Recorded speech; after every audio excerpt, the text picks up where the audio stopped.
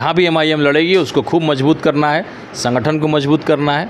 और एक सपना हम लोगों ने देखा है कि 50 विधायक हम लोग अगले विधानसभा 2025 में सदन में हमारे 50 विधायक पार्टी के रहेंगे। क्योंकि मेरा कोई भाई एमआईएम के टिकट से चुनाव लड़े तो जहां मुझे चोट लगा है उस भाई को चोट नहीं लगने दूंगा। तो निश्चित रूप से एमआईएम में वो सम्मान मुझे मिलता है और एक जख्मी शेर के रूप में मैं इस पार्टी में हूँ। तो पुराना इतिहास रहा है, राजपूत और मुसलमान का एक सम्मान का संबंध हम लोग के बीच में रहा है। लालू जी की सरकार में 20 साल मंत्री रहे, सांसद रहे।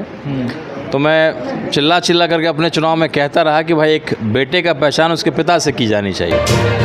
मैं आफ्ताब और आप देख रहे टैब तक। देखिए इस वक्त मौजूद है एआईएमआईएम के फायर ब्रांड नेता और आपको बता दें कि एआईएमआईएम के प्रदेश सचिव। सर सबसे पहले आपका तो स्वागत है हमारे चैनल टैब तक पर। बहुत बहुत शुक्रिया।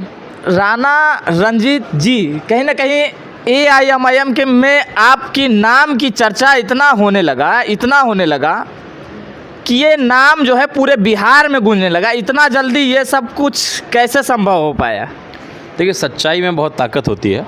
जब मैं लोकसभा का चुनाव लड़ा तो चूँकि मेरे भाई भाजपा में विधायक हैं और मेरे पिताजी ने जीवन भर पहले जनता दल में थे और फिर राष्ट्रीय जनता दल में रहे। लालू जी की सरकार में 20 साल मंत्री रहे, सांसद रहे। तो मैं चिल्ला करके अपने चुनाव में कहता रहा कि भाई एक बेटे का पहचान उसके पिता से की जानी चाहिए। एक बेटे का जो खून उसके रगों में उसके पिता का दौड़ता है। लेकिन हमारे विरोधियों जो है वो भाई भाजपा है करके, तो कहीं ना कहीं लोगों को बड़ा लगता था कि चुनाव हारने के बाद ये पार्टी को बदल लेंगे। लेकिन चुनाव हारने के बाद मैं और शिद्दत से और मजबूती से मैंने इस पार्टी में काम किया। तो लोगों ने महसूस किया कि अरे चुनाव में इस व्यक्ति को हम लोग पहचान नहीं पाए।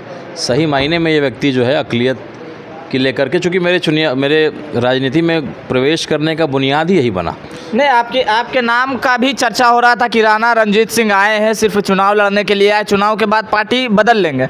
लेकिन जब लोगों ने देखा कि नहीं अभी भी बने हुए, तो अब कहीं ना कहीं भी आप जाते हैं और चुनाव प्रभारी आपको बनाया जाता है, कहीं भी प्रचार के लिए जाते हैं, तो कैसा लगता है, कैसा महसूस करते हैं? वही मैं बताया कि सच्चाई की ताकत जो है और उसका शोर बहुत दूर तक होता है। तो जब मैं उस समय कह रहा था लोगों ने नहीं स्वीकारा, लेकिन लोगों ने जब मेरे काम को देखा तो निश्चित रूप से जो प्यार मुझे मिल रहा है, ख़ास करके मैं जिस समाज से आता हूँ, राजपूत बिरादरी से मैं आता हूँ, किसी पार्टी में हमारा सम्मान आज की डेट में नहीं है। भाजपा वाले सो कॉल्ड कहते हैं अपने आप को कि भाई हम फॉरवर्ड की पार्टी हैं, लेकिन अभी हाल फिलहाल में एनडीए की बैठक हुई थी, शुरू के 2 पंक्तियों में कोई एक राजपूत नेता नज़र नहीं आया। तो कहीं ना कहीं हम लोग को सम्मान किसी पार्टी में नहीं मिलता। मजबूरीवश जो है कहीं कोई सम्मान नहीं तो ये लोग भाजपा में अपने आप को तलाशते हैं। तो जो स्नेह प्यार मुझे इस पार्टी में जो सम्मान मुझे मिला, और इतिहास पुराना है राजपूत और मुस्लिम भाइयों का। अकबर के सेनापति मुसलमान थे और महाराणा प्रताप के सेनापति जो है मुस्लिम थे और अकबर के सेनापति राजपूत थे। तो पुराना इतिहास रहा है राजपूत और मुसलमान का, एक सम्मान का संबंध हम लोग के बीच में रहा है। तो निश्चित रूप से एमआईएम में वो सम्मान मुझे मिलता है और एक जख्मी शेर के रूप में मैं इस पार्टी में हूँ। मैं चुनाव हारा, इतना वोट होने के बावजूद, चूँकि संगठन नहीं बना हुआ था, तो मैं ये लक्ष्य बना करके चल रहा हूँ कि मेरा कोई भाई एमआईएम के टिकट से चुनाव लड़े तो जहां मुझे चोट लगा है उस भाई को चोट नहीं लगने दूंगा।